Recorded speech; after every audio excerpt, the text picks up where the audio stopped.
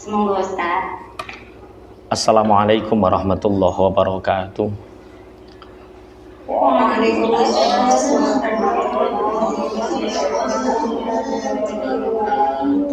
Bismillahirrahmanirrahim. La yasukul khaira illallah. Bismillahirrahmanirrahim. La yasrifus su'a illallah. Bismillahirrahmanirrahim. Ma kana min ni'matin faminallah. Bismillahirrahmanirrahim. La haula wa la quwwata illa billah. Alhamdulillahi wa kafa. Wassalatu wassalamu ala sayyidina Muhammadinil Mustafa wa ala alihi wa ashabihi alladzina hum ahlut tuqa wan naqwa wan najah, amma ba'du. Yang kami takzimkan segenap pengasuh, pengurus Majelis Tilawati, Bapak Ibu hadirin wal hadirat. Pagi ini kami ingin membacakan satu makalah yang diutarakan oleh Abu Bakar As-Siddiq radhiyallahu anhu. Kami kutip dari kitab Nashaikhul Ibad Shahifah 59. Qala Abu Bakrin As-Siddiq, ma min abdin razaqahullahu asyra khisalin illa wa qad naja minal afati wal ahati kulliha. Sayyidina Abu Bakar As-Siddiq mengatakan bahwa seorang hamba yang diberi 10 keadaan ini, maka orang itu dipastikan selamat dari semua mara bahaya, semua ahad wal afat, semua mara bahaya dan bencana. Semoga Allah senantiasa menolong kita dari terdampak afat wal ahad. Allahumma amin ya rabbal alamin. Siapa yang diberi oleh Allah 10 hal ini, dia akan diberi keselamatan dari afat. Wasara fi darajatil muqarrabin, dan orang ini dijadikan orang yang dekat dengan Allah, mempunyai derajat muqarrabin, wa nala darajatal muttaqin, dan memperoleh derajat muttaqin. Apa 10 hal itu? Awaluha sidqun daimun ma'ahu qalbun qani'un. Yang pertama, orang yang diselamatkan dari afat, mara bahaya, bencana, itu adalah orang yang diberi rasa jujur dalam hatinya dan rasa qanaah. Jujur dan qanaah, 2 hal ini berada dalam satu orang, orang ini akan selamat dari bencana. Akhir-akhir ini zaman semakin akhir, dipastikan kejujuran semakin langka. Orang semakin mudah menipu demi kenyangnya perut. Makanya kejujuran ini ojo ngandel wong-wong sing muni jujur itu hancur. Itu satu kamuflase bahasa yang mengecoh kita. Siapa yang jujur, mujur. Siapa yang jujur, mujur, bukan hancur, mujur. Di masa-masa sahabat, kemudian tabi'in, kemudian tabi'in, di mana masa itu kejujuranlah sangat menjadi prioritas. Dulu ada seorang tabi'in yang bernama Yunus bin Ubaid. Beliau profilnya itu sebagai pedagang kain. Dagangannya laris karena memang yang dijual kualitas sesuai harganya, sehingga patut bagi banyak pengusaha untuk mengidolakan beliau, Yunus bin Ubaid. Suatu saat Yunus bin Ubaid ini mau sholat. Kemudian beliau meminta kepada khodamnya untuk menggantinya. Tolong gantikan aku untuk menjual kain ini. Ketika Yunus bin Ubaid ini melaksanakan sholat duha, ternyata ada seorang badui datang ke tokonya, melihat-lihat kain. Kemudian di situ ada kain yang indah. Ini kain ini pasti mahal. Pelayan Yunus bin Ubaid ini sudah tersenyum, ini pasti belinya mahal ini. Iya Pak, bolehkah aku membelinya? Boleh. Berapa? Bapak beraninya berapa? Ya sudah, 400 dirham ya. Dengan sangat semangat, pelayannya Yunus bin Ubaid ini memberikan kain itu 400 dirham. Padahal mestinya kain itu harganya hanya 200 dirham. Ketika Yunus bin Ubaid keluar dari masjid, Tahu-tahu ada seorang badui membawa kain yang dia sangat kenal. Iki mesti nek tuku ning tokoku iki. Dicelai, didekati sama Yunus bin Ubaid. Bapak, ini beli di toko sana ya? Kok tahu? Ya tahu. Harganya berapa, Pak? Ini murah sekali. Berapa harganya? 400 dirham. Kaget ini Yunus bin Ubaid. Bagaimana murah sekali? Wong ini harga jualnya hanya 200 dirham mestinya. Wah, ini pelayan ini gimana? Ini seandainya Bapak Ibu, seandainya nih kita yang punya toko ini, kita yang punya kain ini, BIP-nya harga pokok produksinya hanya 150 dirham, dijual 400 dirham, kira-kira seneng apa susah? Mesti ini seneng. Tapi karena kejujuran Yunus bin Ubaid ini, dia mengatakan, Bapak pangapunten, kain yang Bapak beli ini bukannya murah, tapi mahal banget. Ini mestinya harganya hanya 200 dirham. Mari Bapak ke toko lagi, tak kembalikan yang 200 dirham. Tidak Kak, tidak. Saya sudah terlanjur seneng sama kain ini. Biarlah, karena di tempat kampung halamanku kain seperti itu harganya 500 dirham. Tidak Pak, ayolah pergi ke toko lagi. Akhirnya dipaksa sama Yunus bin Ubaid, dikembalikanlah uang yang 200 dirham. Dibawa. Orang Badu ini tambah senang. Kemudian Yunus bin Ubaid mengatakan kepada pelayannya, Kak, dalem Bapak, jangan seperti itu lagi. Orang mukmin itu punya harta yang berharga. Apa? Kejujuran. Sekali seseorang mukmin menciderai orang mukmin yang lain, maka sungguh kemukminan kita ini mudah terampas. Jangan kotori keimanan kita, jangan kita mengotori agama kita Islam ini dengan kebohongan. Tolong jangan diulangi lagi. Saya tidak bohong Pak, kan yang minta dia sendiri 400 dirham. Dia akan senang. Iya, tapi suatu saat orang itu akan mengetahui bahwa harga yang sebenarnya adalah 200 dirham. Akhirnya pelayan ini minta maaf. Dari kisah ini betapa mulia orang-orang terdahulu. Ini zaman tabi'in. Ini tidak dosa. Dalam transaksi muamalah seperti ini tidak dosa. Tapi kejujuran ini yang mengakibatkan Yunus bin Ubaid, pelayannya dan yang lain ini selamat. Makanya kalau ingin selamat, satu, punyalah sifat karakter yang jujur. Apalagi Bapak Ibu, akhir-akhir ini kita banyak melihat, tolong orang-orang yang tidak merasa mempunyai hak untuk mengambil, jangan mengambil yang bukan haknya. Teng kampung-kampung sakniki kathah, teng kota-kota sakniki kathah, wong sugih-sugih padha nampa PKH. PKH itu bantuan dari pemerintah untuk orang-orang yang fakir, untuk orang-orang miskin mestinya. Bagaimana nasib mereka? Orang-orang yang tidak jujur dengan keadaannya. Dengan Anda menerima PKH, dengan Anda menerima bantuan dari pemerintah padahal Anda tidak berhak mestinya, apa yang akan terjadi? Afat. Apa yang terjadi? Ahad. Musibah, ujian akan datang kepada kehidupan Anda.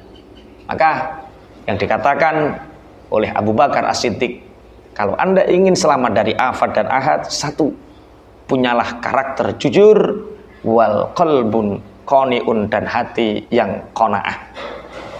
Hati yang qanaah. Hati yang qanaah itu apa? Hati sing nerimo.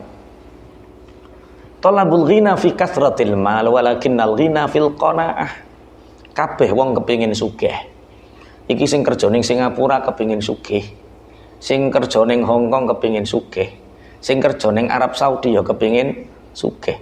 Pak Yai ini kepingin sugih padha wae. Kabeh wong kepingin sugih. Tapi aja mbok anggap sugih iku nek wis duitmu akeh. Jangan dianggap kaya itu kalau jabatannya tinggi, hartanya banyak, bukan. Kaya itu ketika kita punya hati yang qanaah, hati sing nerimo, ora kemerungsung. Karena apa? Dengan hati yang menerima ini, orang akan Pangapunten, hidupnya tidak rakus. Pangapunten, hidupnya akan penuh dengan keridhaan. Jujur dan hati yang qanaah. Ini betul-betul ditanamkan oleh ibunya Syekh Abdul Qadir Jailani. Ketika Syekh Abdul Qadir Jailani mau menuntut ilmu, anak yang usia 8 tahun ini merantau, pergi. Apa kata ibunya? Nak, dimanapun kamu berada nak, jujurlah. Dengan semua keadaanmu jujurlah. Jangan ada yang kamu tutupi kecuali sesuatu yang sifatnya privasi. Akhirnya sebelum Syekh Abdul Qadir Jailani kecil ini berangkat mondok, dia disangoni oleh ibunya uang 100 dirham untuk bekal mondok. Dititipkan sama kafilah. Cara saiki yo pemimpin rombongan. Dititipkan sama kepala kafilah ini, tahu-tahu di tengah perjalanan dulu gunung jenenge padang pasir. Di tengah perjalanan itu rombongan kafilah Syekh Abdul Qadir Jailani didatangi puluhan rampok, sehingga semua orang disuruh menyerahkan hartanya. Mulai dari pemimpin kafilah, rombongan orang-orang kaya, orang-orang besar, semua hartanya habis. Kemudian pemimpin rampok ini mengatakan, masihkah ada yang punya harta yang banyak? Anak kecil ini, Syekh Abdul Qadir Jailani kecil ini mengatakan, saya pak punya harta banyak. Tertawa ini kepala perampok, bagaimana mungkin anak kecil punya harta banyak? Dia diam. Siapa lagi yang punya harta banyak? Tidak dihiraukan ini Syekh Abdul Qadir Jailani. Syekh Abdul Qadir Jailani mengatakan lagi, saya pak. Tidak dihiraukan lagi. Bagaimana mungkin anak kecil punya harta banyak? Akhirnya ketika semua harta habis, Syekh Abdul Qadir Jailani berdiri dan menghadap kepala rampok. Bapak, sungguh aku punya harta 100 dirham. Kenapa tidak kamu ambil? Akhirnya kepala perampok ini tertarik. Ini anak, ada apa dengan anak ini? Bertemulah dua mata. Dua mata Syekh Abdul Qadir Jailani dan dua mata kepala perampok saling berhadapan. Saat itulah Allah memberi hidayah kepada kepala perampok ini. Mengatakan, nak, di mana hartamu? Ini bapak, diperlihatkan hartanya ada 100 dirham harta Syekh Abdul Qadir Jailani. Sejak saat itu menangis terseduh-seduh. Kenapa engkau memberikan kepada kami hartamu? Syekh Abdul Qadir Jailani menjawab, ibuku berwasiat kepadaku, dalam keadaan apapun jujurlah dan bernerimalah, qanaahlah dengan segala keadaan. Ya, kepala perampok ini tertunduk. Jujurlah dengan keadaanmu. Jangan pernah engkau membohongi Tuhanmu. Jangan pernah engkau membohongi dirimu. Jangan engkau berkhianat terhadap Tuhanmu dan dirimu. Perkataan Syekh Abdul Qadir Jailani ini menghunjam dalam hati pimpinan perampok ini, menangis terseduh-seduh dan mengatakan kepada puluhan anak buahnya, wahai para pengawalku, sungguh anak kecil ini menunjukkan jalanku yang benar. Harta diberikan kepada kafilah semua. Mulai hari ini aku akan menjadi pengikut anak kecil ini kemanapun dia menuntut ilmu, aku akan membersamainya. Tergantung kalian. Akhirnya puluhan perampok ini taubat, ikut pemimpinnya ikut Syekh Abdul Qadir Jailani. Usia 8 tahun Syekh Abdul Qadir Jailani sudah menobatkan banyak orang. Karena apa? Kejujuran dan hati yang qanaah. Qanaah itu lawan dari rakus. Rakus dengan optimis itu dua hal yang berbeda. Rakus itu mengambil bukan haknya, ingin menguasai sesuatu yang bukan haknya, itu rakus. Atau kecenderungan hati yang terlalu berlebihan kepada dunia untuk memilikinya, itulah rakus. Makanya kula pesen datang konco-konco jamaah majelis tilawati, ayo punyalah hati yang qanaah. Sapa wong atine sing qanaah, dia itu orang yang paling kaya. Saya teringat teman-teman tahun 97 ketika itu saya menghafalkan Alfiyah Ibnu Malik. Kitab Alfiyah itu 1000 bait. 1000 bait. Saat itu ada pegawai dinas sosial datang ke rumah, menawarkan satu alat bantuan. Mas, sampean rak cacat? Nggih. Sikile rak polio? Nggih. Ini ada alat yang mestinya harganya saat itu 12 juta. Ini ada bantuan dari pemerintah, tebus harganya hanya 95.000. Alatnya itu namanya teman-teman, namanya bris. Bris itu alat penyangga kaki yang anak polio itu kalau menggunakan alat itu nek melaku ketok ganteng di kayak kabel, di kayak penyangga. Kalau sekarang saya tanya alat bris itu harganya 24 juta hari ini. Saat itu hanya 95.000. Jenenge bocah nom. Mesti yo kepingin yo ndahe gantenge timbang nek mlaku nyekeli sikil kok gak kepenak, nganggo alat mesti ketok ganteng. Saya matur sama ibu, ini yang diajarkan ibu saya. Mbok, enten alat mbok regane asline 12 juta. Kanggo wong cacat kaya aku nek nganggo sepatu engko ketok ganteng ora ketok nek cacat. Alate bris kon nebus 90.000. Apa kata mbok? Nak, jangan pernah engkau menutupi sesuatu yang pasti terjadi terhadap dirimu. Sampeyan iku cacat nak gak popo. Sampeyan itu hanya istimewa. Mbok iku wedi nak. Nek sampeyan sok gedhe ketok ganteng, ana bocah wedok sing seneng dadak ngerti sampean cacat, akhirnya gak sida. Hidup seadanya nak. Qanaah, nerimo, insyaallah dengan kekonaan hatimu Allah akan mengganti yang lebih baik. Akhirnya betul Bapak Ibu. Ternyata tahun 2007 aku yo disenengi cah wedok yo ayu, saiki dadi punyaiku. Lah teman-teman.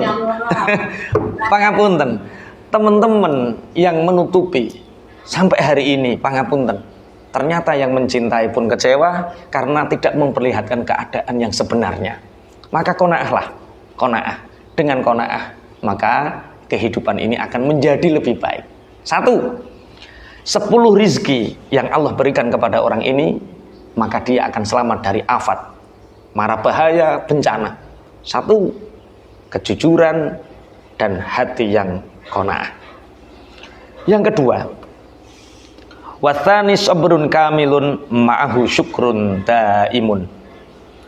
Yang kedua adalah punya sabar yang sempurna dan bersamaan dengan syukur yang abadi. Sabar dan syukur, 2 hal yang saling berkaitan. Kenapa? Sabar gandengane karo syukur. Orang sering membahas bahwa ketika kita dapat nikmat maka kita bersyukur.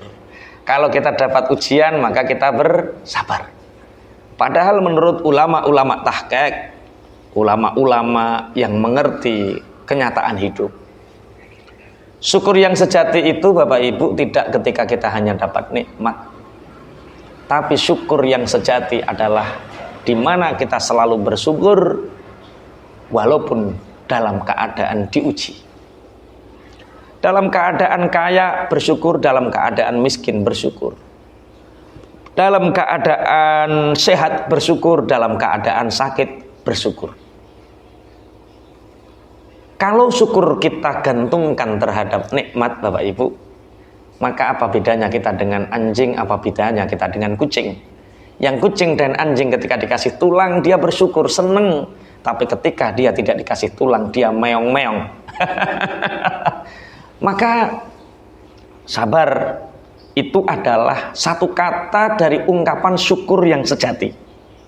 Jadi nek cara kula, nalikane oleh nikmat syukur, nalikane oleh ujian syukur sing sejati.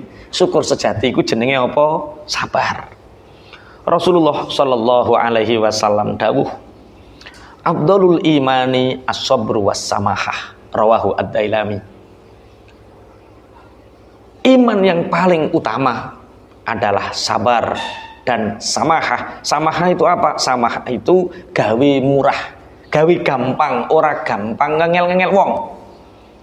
Mudahkan urusan orang lain, urusanmu dimudahkan. Makanya dari sini kita belajar. Ulama-ulama ahli hikmah ditanya, wa kaifa anastum? Bagaimana kalian bisa bahagia? Selalu bahagia. Jawabannya, aku tidak pernah menggantungkan kebahagiaanku dengan apapun. Jadi Bapak Ibu, syukur dan sabar iku paduane. Ketika kula jenengan iso madhokno syukur karo sabar, iku kukut dadi bahagia. Lah, wong iku iso bahagia piye? Yo, bahagia itu tanpa syarat. Bahagia itu tanpa syarat. Kalau kita mensyaratkan bahagia itu kalau punya uang, yo nek duit. Kalau kita mensyaratkan bahagia itu istri nurut, yo nek nurut. Suami bener, yo nek bener. Anak apik, yo nek apik. Jadi bahagia itu apa? Ya bahagia itu tanpa syarat. Sayyidina Umar bin Khattab niku pernah jalan-jalan. Melaku-melaku jalan-jalan. Ketemu kali sahabat yang lain ditanya, "Kaifa bika ya khalifata Rasul? Kaifa bika ya Amirul Mukminin? Kaifa bika ya Amirul Mukminin?" Bagaimana kabarmu wahai Amirul Mukminin Sayyidina Umar bin Khattab? Sayyidina Umar bin Khattab menjawab, "Raditu billahi rabba wa bil islami dina wa bi Muhammadin nabiyya wa rasulah." Pokoknya nek Gusti Allah cek pangeranku, Nabi Muhammad nabiku, Islam agamaku, semua baik-baik saja. Semua baik-baik saja. Makanya Bapak Ibu, jenengan agama cek Islam tasik bahagia. Jenengan cek nyembah Gusti Allah tasik bahagia. Jenengan ijek napa nek ngarani duwe Kanjeng Nabi Muhammad tasik bahagia. Jangan ada yang perlu dikhawatirkan, jangan perlu ada yang diresahkan. Makanya sekali lagi kula namung ngajak ayo bahagia tanpa syarat. Apa resep bahagia tanpa syarat tadi? Kenapa sampai Sayyidina Abu Bakar mengatakan bahwa sabrun kamilun ma'ahu syukrun daimun ini menghilangkan semua afat, menghilangkan semua bencana, mara bahaya, segala kekhawatiran akan hilang.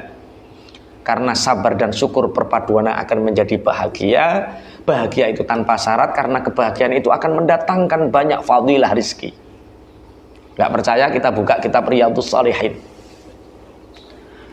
Rasulullah Shallallahu Alaihi Wasallam menceritakan dulu zaman Bani Israel ada 3 orang yang sama-sama diuji.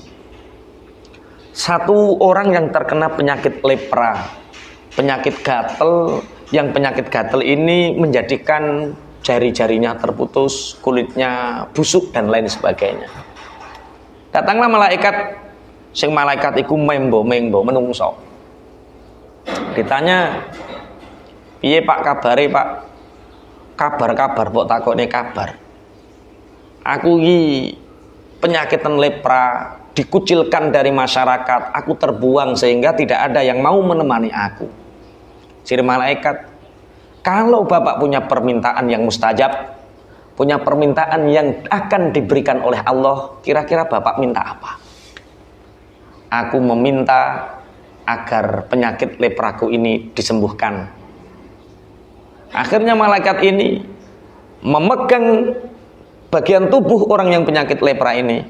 Akhirnya penyakitnya sembuh.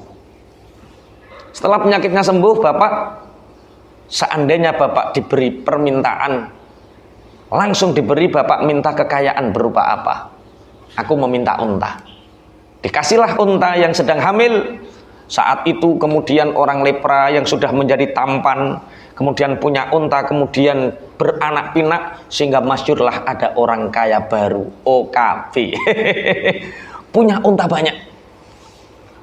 Suatu saat ada lagi orang botak, badannya gatal, kemudian tidak cukur rambut, botak dan baunya busuk, sehingga orang botak ini juga dikucilkan.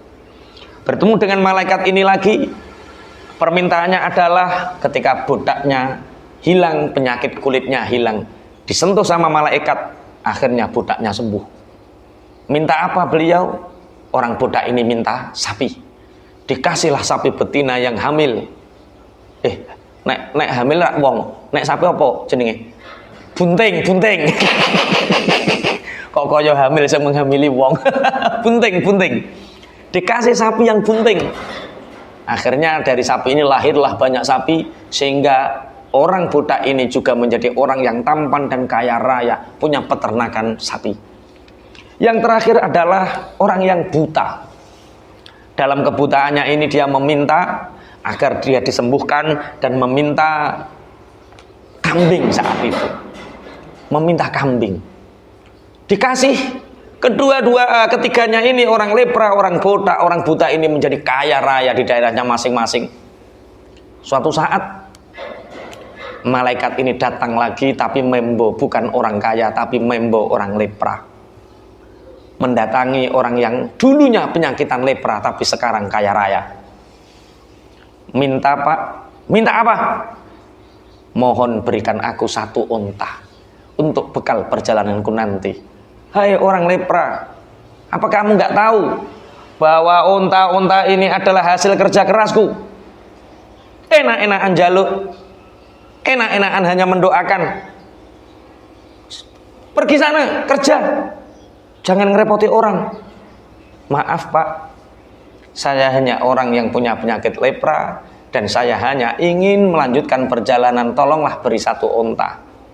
Jujurlah, dulu Bapak juga pernah punya penyakit lepra dan kemudian sembuh dan kemudian sekarang menjadi kaya sebab keberkahan doa seseorang saat itu. Tidak, dari dulu aku sudah kaya, dari dulu aku sudah tampan. Malaikat ini mengatakan, kalau Bapak bohong, maka Bapak akan menjadi orang yang lepra lagi dan jatuh miskin lagi dan terkucilkan. Saya tidak bohong, kalau bohong nggak apa-apa, saya jadi lagi. Saat itulah malaikat ini pergi dan kemudian orang lepra ini berangsur-angsur kulitnya membusuk, kemudian untanya mati. Ini akibat apa? Dia tidak pernah bersyukur ketika mendapat nikmat, dia tidak pernah bersabar ketika mendapatkan ujian. Bahagia tanpa syarat. Orang botak juga sama, kejadiannya sama dengan yang lepra. Tapi orang yang buta, ketika diminta 1 kambing, kamu tidak hanya dapat 1. Berapa yang kamu minta? Ambillah, karena dulu saya juga pernah buta, saya juga pernah miskin. Maka beri, ambil. Apa yang kamu inginkan, ambil. Sehingga berkat kedermawanannya, kejujurannya, qanaah, syukur dan sabarnya, si buta ini selamanya menjadi orang kaya, selamanya menjadi orang yang tampan. Bapak Ibu sekalian, dari sedikit cerita ini yang dikatakan Abu Bakar As-Siddiq akan menjadi nyata di kehidupan kita. 10 hal yang bila kita dikasih oleh Allah 10 hal ini, maka kita akan terbebas dari penyakit, afat dan ahad. Tidak akan ada mara bahaya dan bencana dalam kehidupan kita. Yaitu yang pertama adalah kejujuran yang abadi disertai dengan hati yang qanaah. Yang kedua adalah sabar yang sempurna bersamaan dengan syukur yang abadi. Wa tsalitsu fakrun daimun ma'ahu zuhdun hadirun. Yang ketiga adalah ketika kita diberi fakir tapi punya rasa zuhud. Zuhud itu apa? Zuhud itu menjauhi perkara yang haram, menjauhi perkara yang syubhat. Ibu bapak, kita boleh fakir tapi kita nggak boleh mencuri. Kita boleh fakir nggak punya apa-apa, tapi kita harus punya pribadi yang kuat untuk tidak merampok, untuk tidak melacurkan diri, untuk tidak korupsi, untuk tidak mengambil hak yang bukan hak kita. Rasulullah Muhammad sallallahu alaihi wasallam dawuh, al-fakru syainun indan nas wa azyanu indallah. Fakir itu kelihatannya hina di depan manusia, tapi fakir itu akan menjadi penghias bagi Allah. Bapak Ibu, nanti orang-orang fakir itu diberi surga oleh Allah dengan surga yang sangat indah. Sehingga nanti di mahsyar orang-orang akan bertanya kepada para malaikat, itu surga milik siapa? Itu surga milik siapa? Apakah milik para nabi dan rasul? Mereka menjawab tidak. Apakah surga itu milik para siddiqin, syuhada, sholihin? Mereka menjawab tidak.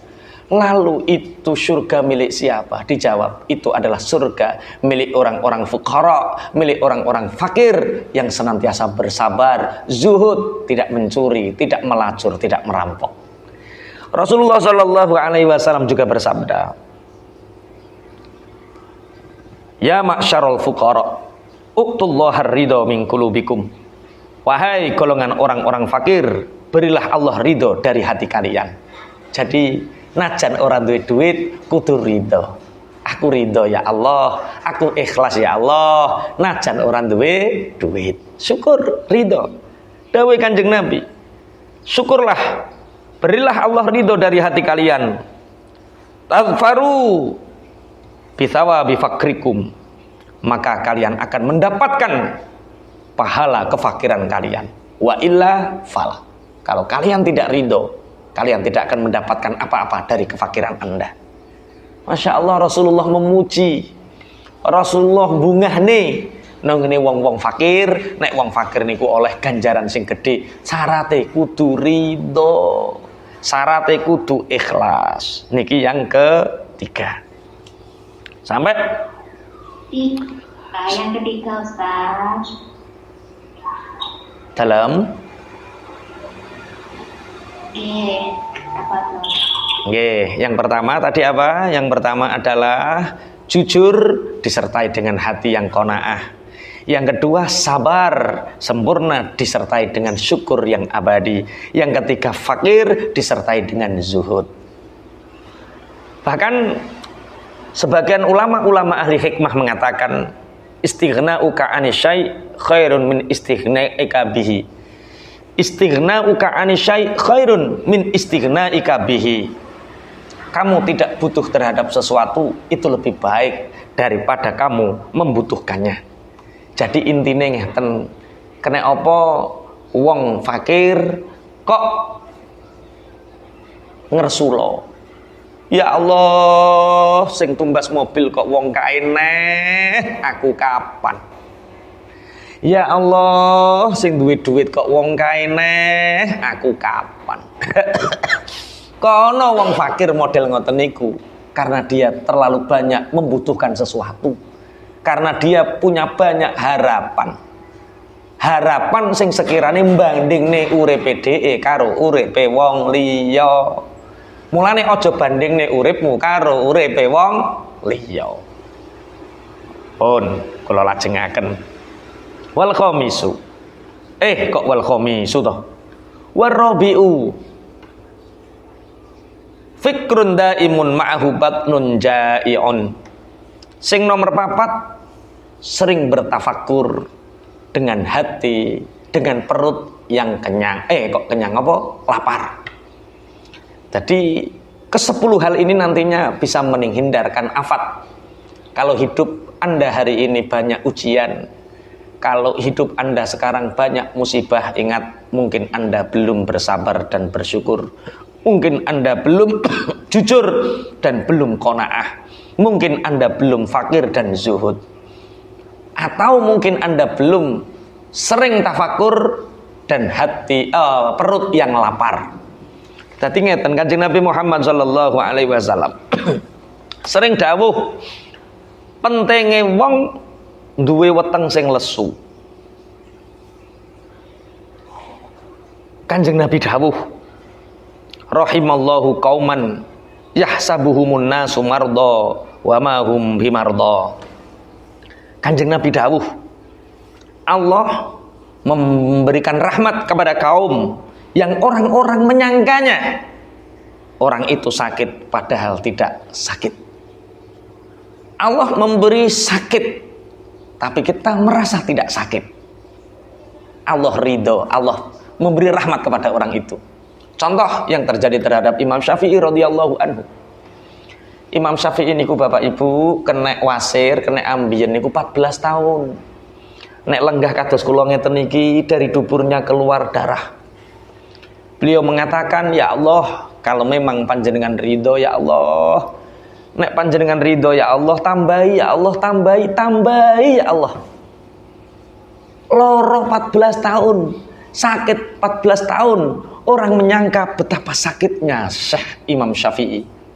Tapi Imam Syafi'i tidak pernah merasa sakit, justru bersyukur dengan sakitnya. Karena hakikate wong loro niku dosa-dosane diampuni kalih Gusti Allah. Jenengan nek sirahe ngelu matur nuwun ya Allah, sirahku ngelu.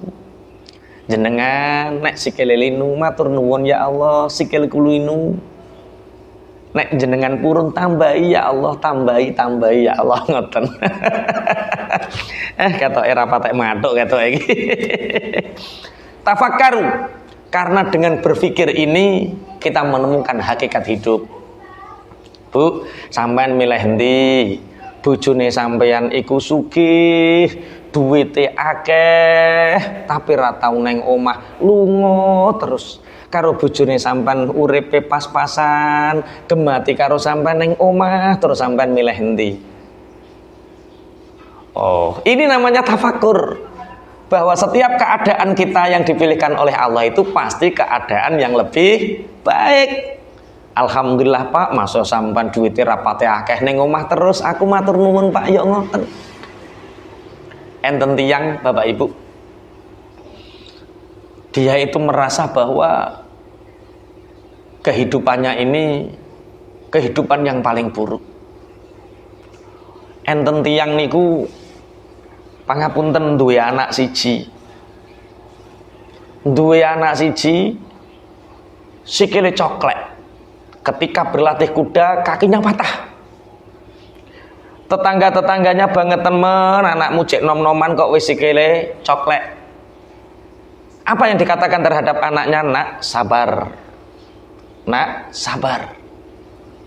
Karena dengan sabar Allah pasti memilihkan keadaan kita. Ini yang terbaik. Sing apik kanggomu iku sikilmu coklek nak saiki nak.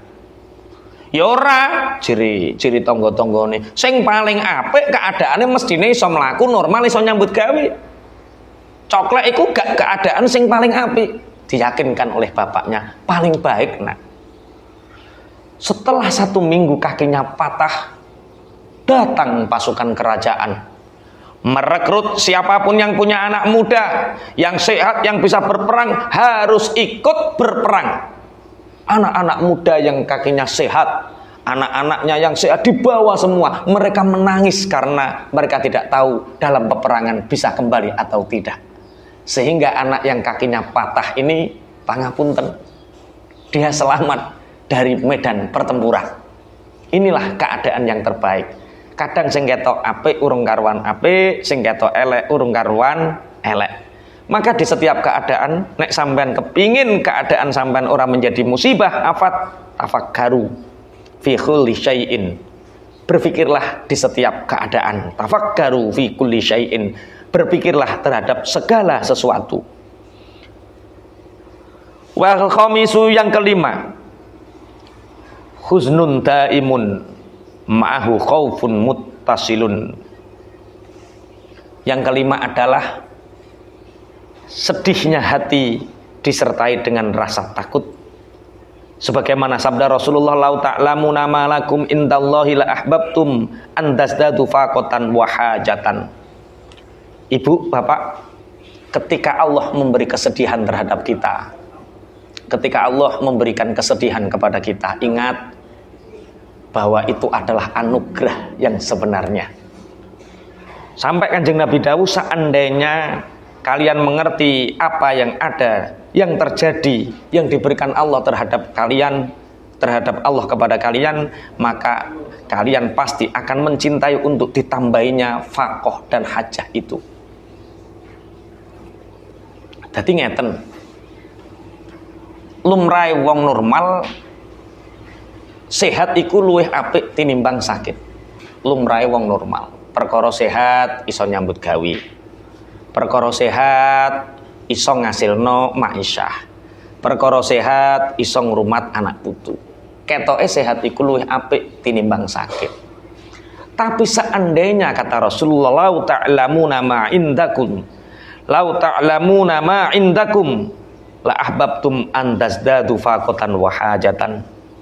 Seandainya kalian bisa tahu takdirnya Allah bisa kalian singkap, maka kalian pasti akan mengharapkan takdir hari ini yang terjadi. Bu, misal Bu, Bapak, misal kita mengeluh terhadap keadaan kita sekarang. Contoh, kerja, corona, bangkrut hari ini. Wong ora kepingin badi. Dadak pas wayah keadaane sampean bangkrut. Umpama takdir Allah ikut dibuka dan sampean ngerti apa yang terjadi, maka bangkrut itu pasti lebih Anda pilih daripada badi.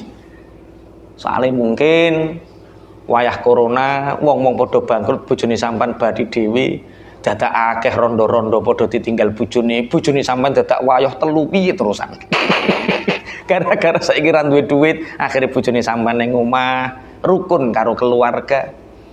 Ini sing disebut Kanjeng Nabi, lau ta'lamuna ma lakum intallah la ahbabtum an tasdatu faqatan wa hajatan.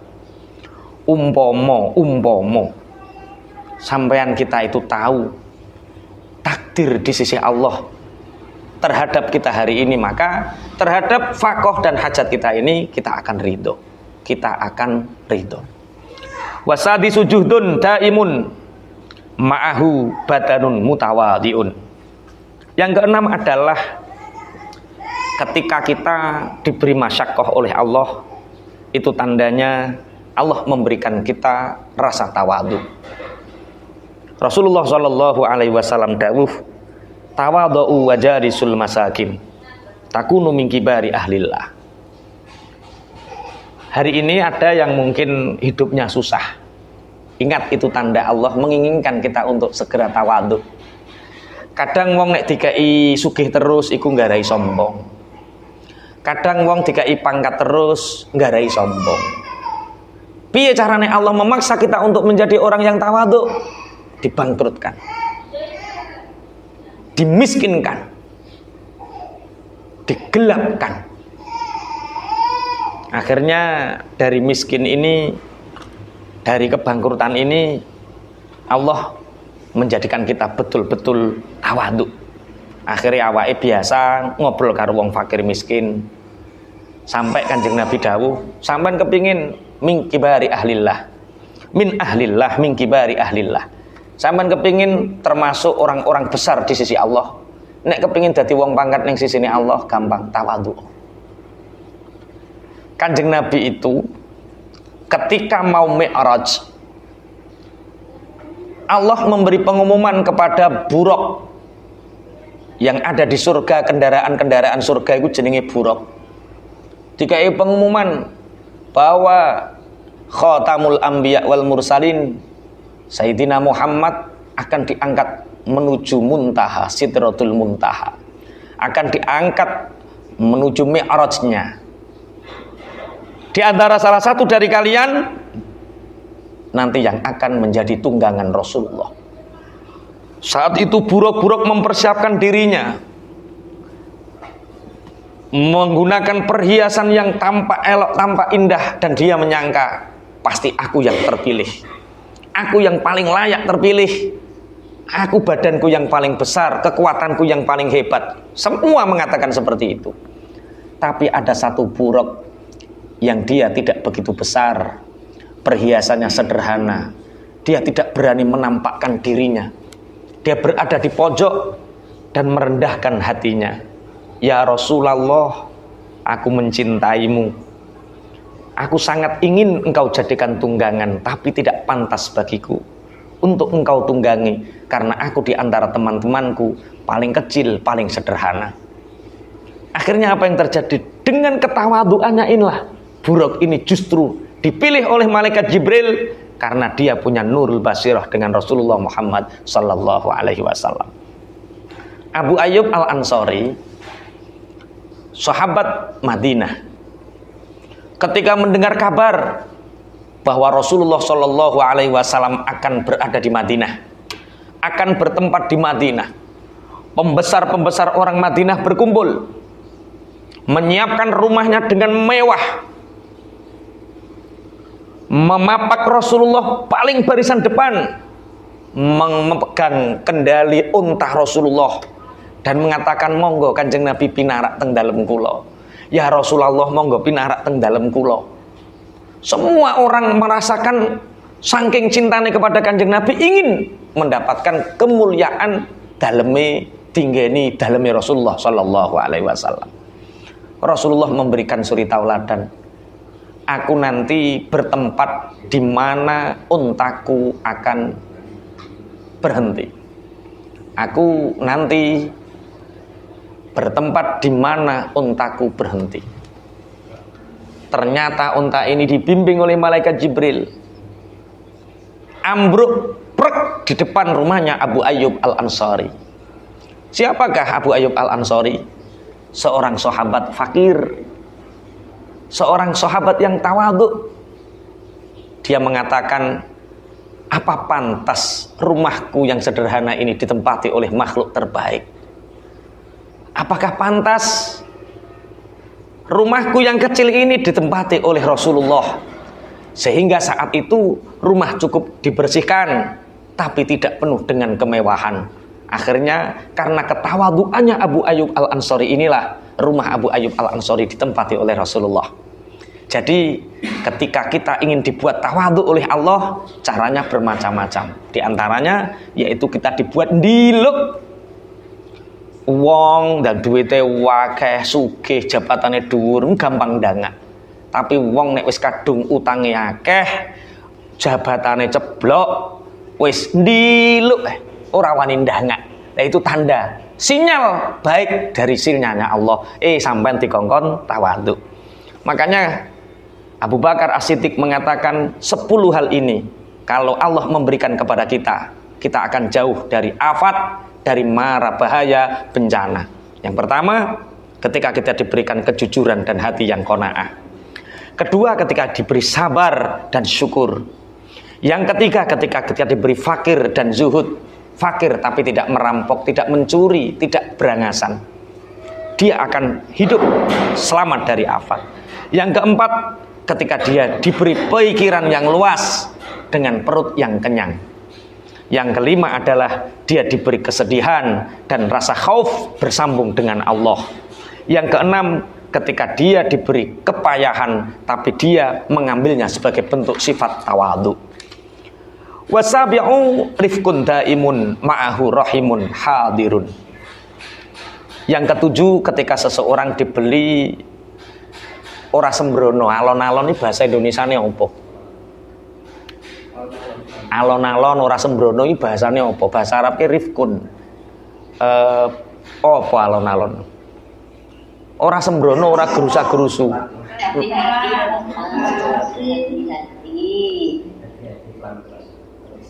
Oh, berhati-hati pelan-pelan.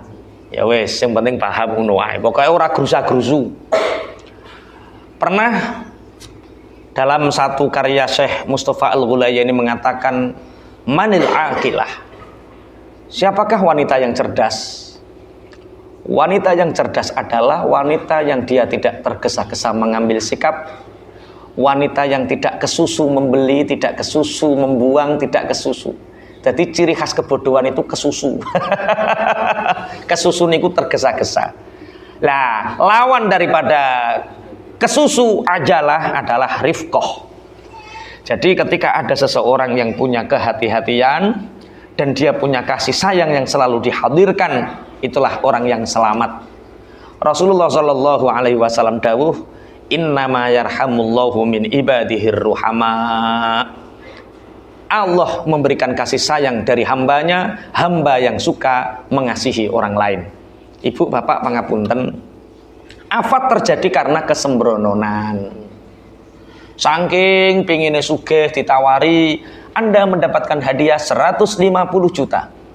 Seneng ditawari ono link. Saking kepingin oleh duit 100 juta, 150 juta, segera datangi ATM terdekat Anda. Saking kepingin nggowo ATM. Diikuti. Padahal iku ono penagihan dan pengeluaran. Ditransfer rekeninge entek 10 juta ilang, nangis sembrono, enenge afat perkara sembrono.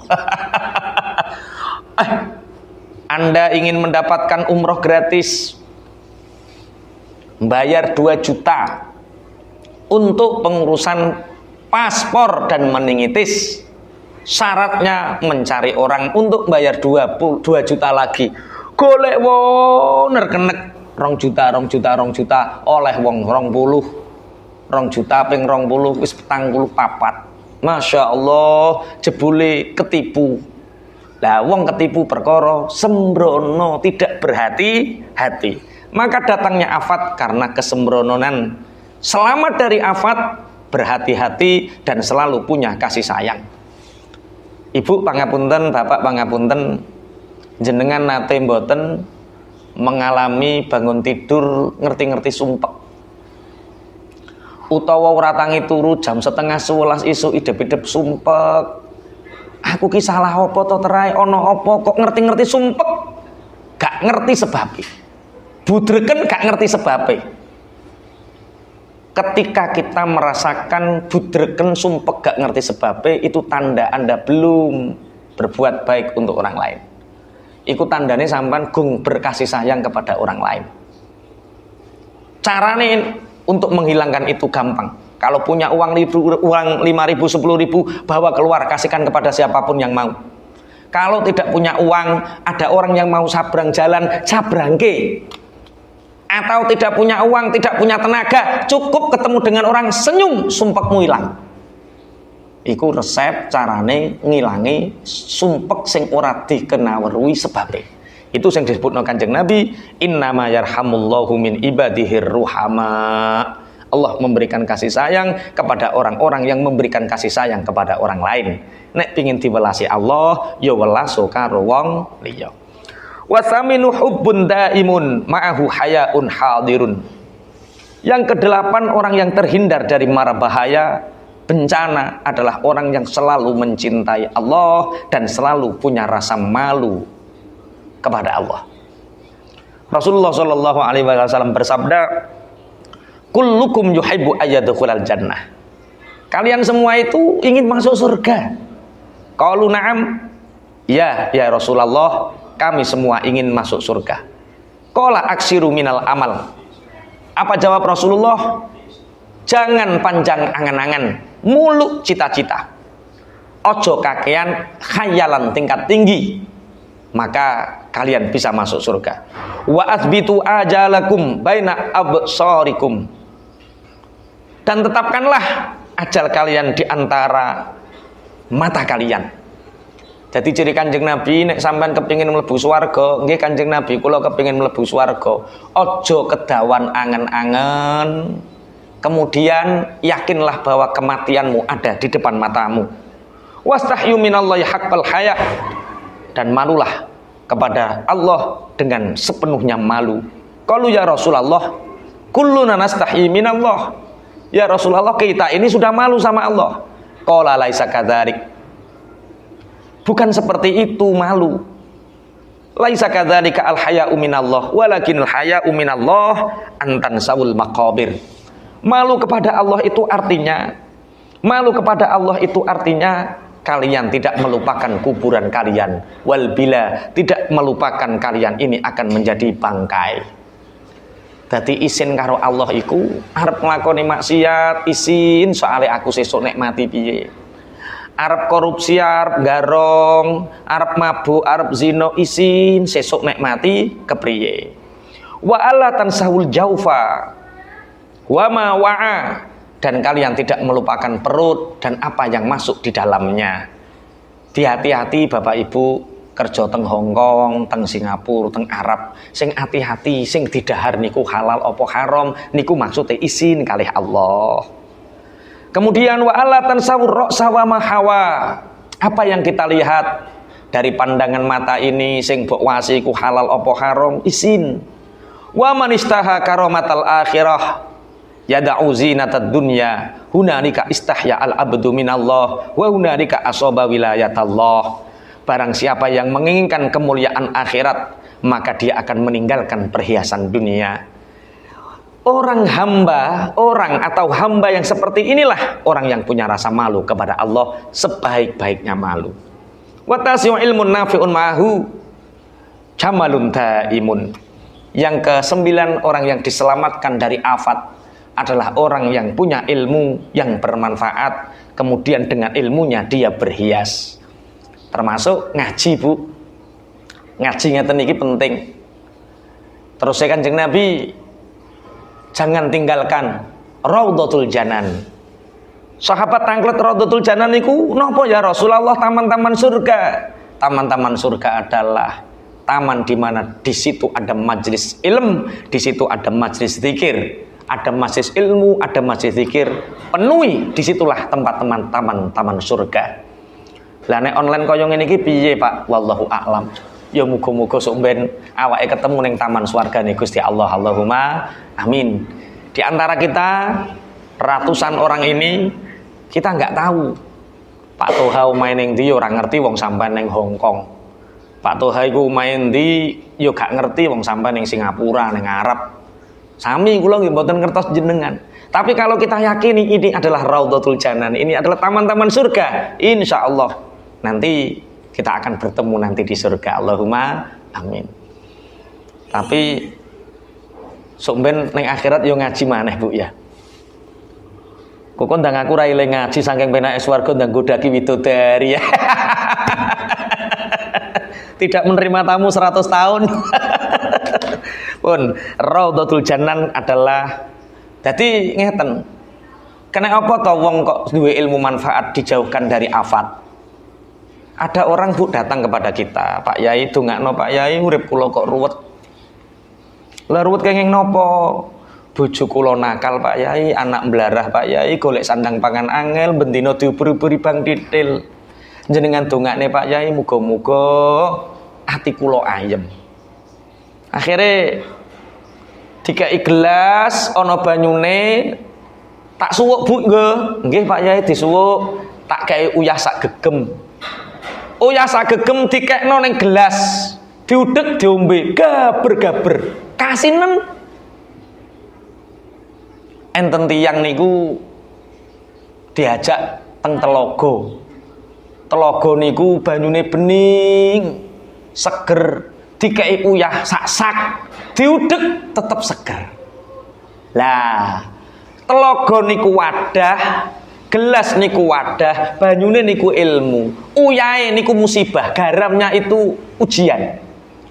Jadi ujiannya sebenarnya kecil, hanya sak gegem, tapi gara-gara ilmu nih mau sak gelas gaber-gaber. Ya Allah, urip kok susah ngene, afat tok isine gara-gara nopo adahe sak gelas. Lah nek wong duwe ilmu ngaji ngeten iki adahe sak telaga, masya ujiane sak-sak rong karung garam tidak akan menjadikan rasa hidupnya menjadi gaber-gaber, tetep rasane seger. Paham nggih maksudnya nggih? Ilmun nafiun. Wal asyiru yang terakhir. Yang terakhir adalah imanun daimun ma'ahu aklun sabitun.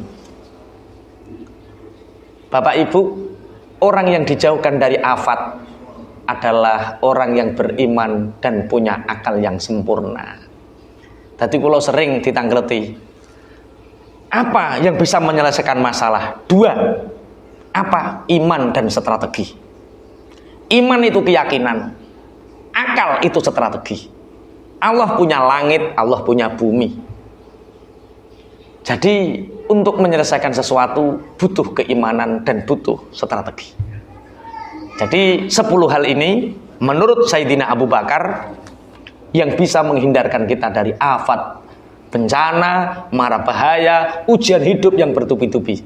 Anda ingin selesai afatnya, Anda ingin selesai ahadnya, masalah yang bertubi-tubi selesai. Bencana hilang, mara bahaya disingkirkan oleh Allah kalau kita punya 10 hal. Satu, yaitu ketika kita punya kejujuran dan hati yang qanaah. Kita jujur, hati qanaah, urusan selesai. Wong kok kena afat perkara rakus, kepingin menguasai, akhir sembrono kena afat, kena musibah. Sing nomor loro, ketika kita punya kesabaran dan punya syukur. Hidup itu selesai kalau kita punya syukur dan sabar. Duwe bojo ayu, sing lanang mrongo, sing lanang syukur, sing wedok sabar. Dua orang yang sama-sama masuk surga. Yang laki-laki masuk surga karena syukurnya, yang perempuan masuk surga karena sabarnya. Yang kedua, sabar dan syukur. Yang ketiga, yaitu ketika kita diuji dengan kemiskinan tapi kita tetap zuhud. Kita boleh miskin tapi nggak boleh mencuri. Kita boleh miskin tapi nggak boleh merampok. Kita boleh miskin tapi nggak boleh melacur. Kita boleh miskin tapi nggak boleh reno-reno. Kefakiran tidak menghalangi kita untuk bahagia. Karena bahagia itu sebenarnya tanpa syarat. Isyak billah, selalu nyaman dengan Allah dimanapun. Najan jenengan melarat tiru Umar bin Khattab. Piye kabare? Alhamdulillah pokoknya nek pangeran kucek Allah, nabi kucek Muhammad, agama kucek Islam, baik-baik saja. Enggak ada yang enggak baik.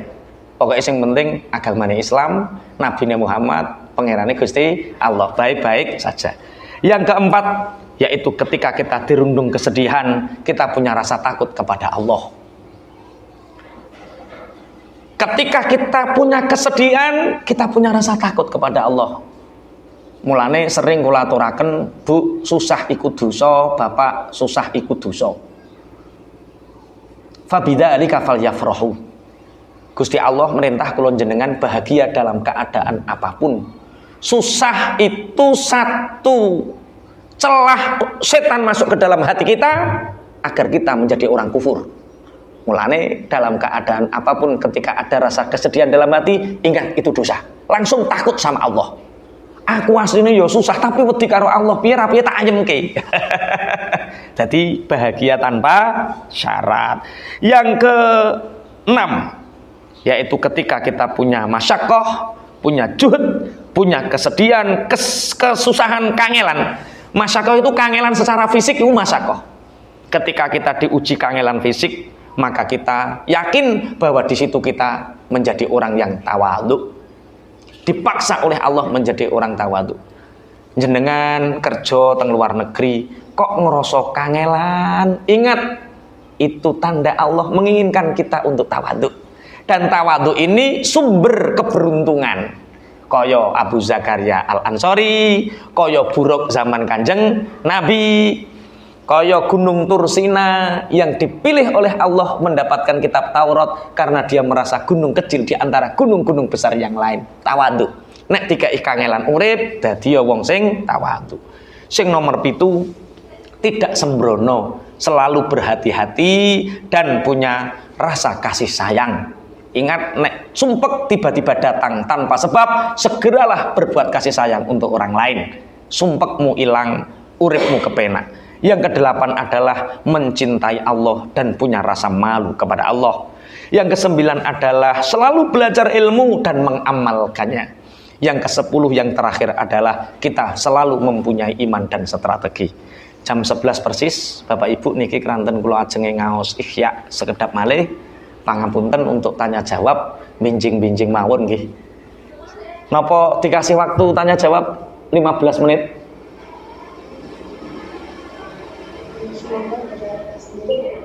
Nggih, pripun?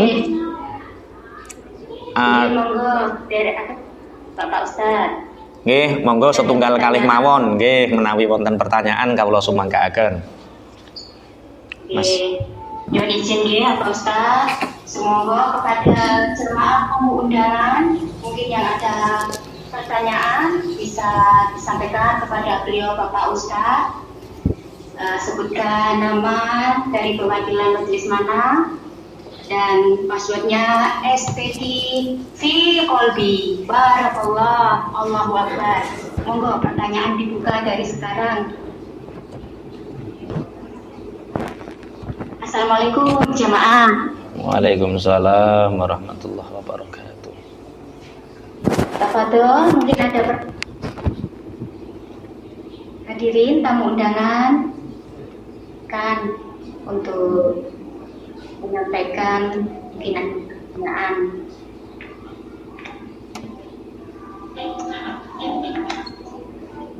Mungkin dari kepengurus pertanyaan. Assalamualaikum warahmatullahi wabarakatuh. Waalaikumsalam warahmatullahi wabarakatuh. Oke, sebelumnya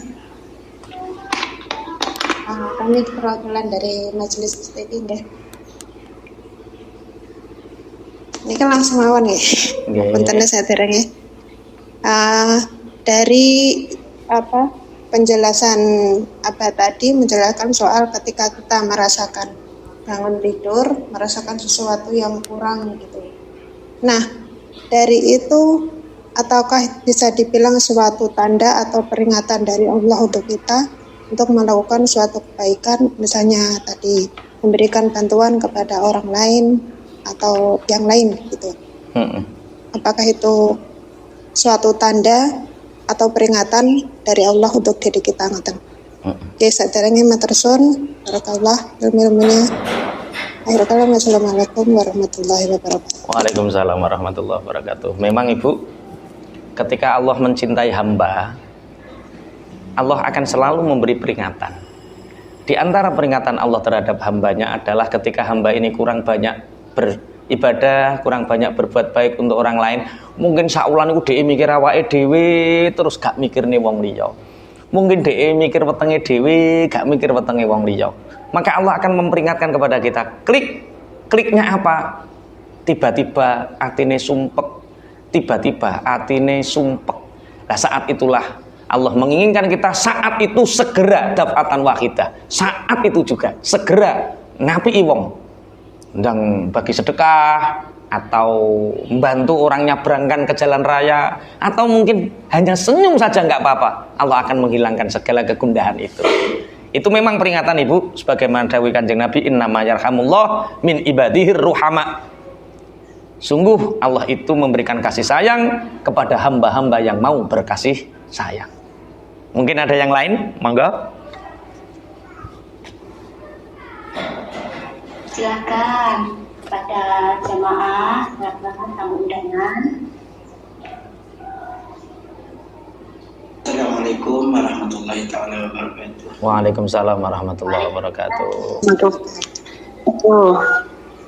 Asteki fi qalbi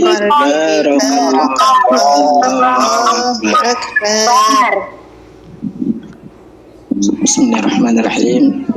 Assalamualaikum warahmatullahi wabarakatuh. Abah Kiai Haji Toha. Waalaikumsalam warahmatullahi wabarakatuh. Oke, perkenalkan nama saya Muhammad Rian Firdaus dari Majelis STQ. Mohon maaf Pak Yai, menanyakan yang nomor 6 tentang zuhud atau masafah tawaduk dengan pemberian Allah. Nah, di sini kalau tidak salah tadi yang kami dengar pribadi, jangan ketinggian angan-angan deh. Pak Yai. Ya, jadi kalau seandainya kita mempunyai satu niat angan-angan yang tinggi, contoh kecil, kami di STQ selaku kebetulan diberikan amanah selaku kepengurusan di STQ ini, ingin dalam angan-angan kami ingin membuat STQ ini lebih maju, lebih sukses lah, seperti itu intinya. Apakah itu keluar dari yang namanya zuhud, Ustaz? Mungkin itu saja. Kurang lebihnya mohon maaf. Billahi taufiq wal hidayah. Wassalamualaikum warahmatullahi taala wabarakatuh. Waalaikumsalam warahmatullahi wabarakatuh. Apa bedanya tulul amal dengan himmah? Tulul amal itu panjang angan-angan, muluk cita-cita. Himmah, ada satu makalah, himmatur rijal tahdimul jibal, cita-cita kuat seseorang bisa merobohkan gunung. Ada azm, ada niat, ada himmah. Azm ini punya keinginan tapi belum dijalankan. Niat itu menjalankan keinginannya. Awal qasdu syai' muqtaronan bi awal fi'li, itu namanya niat. Jadi kalau kita mau ke Jakarta sudah pakai tas, sudah naik kereta, itu namanya niat. Kalau azm apa ning Jakarta tok tapi gak ning ndi deh. Kalau himmah itu cita-cita bagaimana sampai Jakartanya lebih cepat. Sudah naik kereta, sudah ada bontot, sudah ada uang, itu himmah. Tulul amal itu yang mana? Tulul amal itu di bawahnya azm. Dia hanya ingin tapi nggak ada azm, nggak ada niat, nggak ada himmah. Bedanya apa? Tulul amal itu hanya orang-orang malas, sehingga dia hanya malas ibadah, malas apapun. Tulul amal itu panjang angan-angan. Jadi begini Ustadz ya, kita boleh bermimpi hal yang tidak mungkin, boleh. Memimpikan sesuatu yang tidak mungkin boleh, tapi caranya untuk meraihnya harus mungkin. Lah itu namanya himmah. Jadi kalau tidak ada cara untuk meraihnya, namanya tulul amal, panjang angan-angan, muluk cita-cita, ingin menggapai bintang di langit. Lah padahal tulul amal ini di bawahnya azm. Jadi kalau azm boleh. Wong kerentek ati kepingin kok ora oleh. Tapi kalau bisa wujudkan azam itu menjadi niat, setelah menjadi niat wujudkan menjadi himmah. Dan himmah itu disunnahkan, ditasyri'kan. Berarti kalau ingin menjadikan majelis PTQ ini menjadi majelis yang besar, kalau ada cara meraihnya, itu namanya himmah. Kalau sudah dijalani tapi caranya belum ada, tapi sudah melangkah, namanya niat. Tapi kalau sekedar ingin, namanya azam. Tapi keinginan yang tidak mungkin, namanya khayalan tingkat dewa. Lah, tulul amal itu khayalan itu. Nggih. Paham ya? Insyaallah. Nggih. Terima kasih. Sekiranya sudah dirasa cukup atau lagi? Terima kasih. Waalaikumsalam warahmatullahi Nggih. Semua ini yang menuntut lebih efektif, orang yang mendapatkan apa dari Allah itu yang berilmu dan berhias dengan ilmunya. Itu maksudnya yang berhias ilmu itu maksudnya diwujudkan dalam gimana gitu Ustaz. Jadi orang yang punya ilmu itu kehidupannya akan selalu dihiasi dengan ilmunya. Mengamalkan ilmu itu menjadi hiasan hidupnya. Contoh orang yang berilmu makan itu punya adabnya makan, baca bismillah, tangan, makanan yang halal dan lain sebagainya. Sehingga dengan ilmunya ini dia akan menjadi indah di mata dirinya dan di mata orang banyak. Ta'allam fa innal ilma zainun li ahlihi wa fadlun wa inwanun li kullil mahamidi. Itu dawuhnya Sayyidina Ali. Ta'allam, belajarlah, fa innal ilma zainun li ahlihi, sesungguhnya ilmu itu akan menjadi hiasan bagi orang yang mengamalkannya. Semakin Anda berilmu, semakin Anda akan tampak cantik dengan akhlaknya. Semakin Anda berilmu, semakin Anda tampak gagah dengan amal ibadahnya. Fa innal ilma zainun li ahli wa fadlun, dengan ilmu Anda menjadi orang yang utama. Wa inwanun, dengan ilmu Anda akan terjaga dari semua benteng-benteng keburukan. Likulil mahamidi, dan dengan ilmu Anda akan mendapatkan semua sanjungan tentang kemuliaan. Itu maksudnya penghias, Ibu. Bisa dipahami ya? Alhamdulillah. Terima kasih. Mari kita berdoa bersama-sama. Semoga apa yang kita hajatkan senantiasa dikabulkan oleh Allah dalam ridhonya, dalam rahmatnya, dan semoga apa yang kita cita-citakan senantiasa dikabulkan oleh Allah. Kita diberi ridho, rahmat, rezeki yang melimpah, dijauhkan dari afat dan ahad, diberikan 10 anugerah yang disebutkan oleh Sayyidina Abu Bakar tadi. Al-Fatihah. A'udzubillahi minasyaitonir rajim. Bismillahirrahmanirrahim. Alhamdulillahirabbil alamin arrahmanirrahim maliki yaumiddin. Iyyaka na'budu wa iyyaka nasta'in. Ihdinas siratal mustaqim. Siratal ladzina an'amta 'alaihim ghairil maghdubi 'alaihim waladdallin. Bismillahirrahmanirrahim. Alhamdulillahirabbil alamin hamdan yuwafi ni'amahu wa yukafi mazidah. Ya Rabbana lakal hamdu kama yanbaghi li jalali wajhikal karim wa 'azimi sultanik. Wassalatu wassalamu ala sayyidina Muhammad walhamdulillahirabbil alamin. Allahumma aslih qulubana wa azil 'uyubana wa tawallana bil husna wa zayyina bit taqwa waj'al lana khairal akhirah wal ula warzuqna ta'ataka ma baqaitana. Allahumma yassir lana lil yusra wa jannibna al usra wa a'idna min syururi anfusina wa min sayyiati a'malina wa a'idna min adzabil nari wa adzabil qabri wa min fitnatil mahya wal mamati wa min fitnatil masiihad dajjal. Rabbana atina min ladunka rahmatan wa hayyi lana min amrina rasyada. Rabbana atina fid dunya hasanah wa fil akhirati hasanatan wa qina adzabannar. Wa sallallahu ala sayyidina Muhammadin subhana rabbika rabbil izzati amma yasifun wa salamun alal mursalin walhamdulillahi rabbil alamin. Bisiril Fatihah. Alhamdulillah, masyaallah. Mudah-mudahan apa yang telah disampaikan tadi bisa menambah keimanan kita dan ketakwaan kita kepada Allah Subhanahu wa taala. Assalamualaikum warahmatullahi wabarakatuh.